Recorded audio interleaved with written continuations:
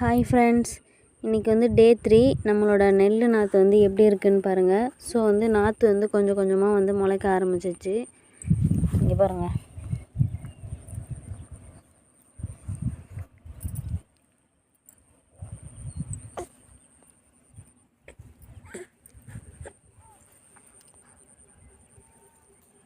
எவ்வளோ குட்டி குட்டியாக வந்து முளைச்சிருக்குன்னு பார்த்தீங்களா? ஸோ டே 3 வந்து இப்படி தான் வந்து முளைச்சிருக்கு.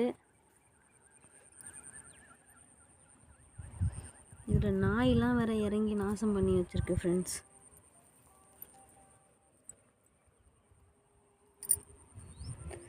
ஸோ ஓரளவுக்கு வந்து எல்லா இடத்துலையுமே வந்து முளைச்சி வந்திருக்கு.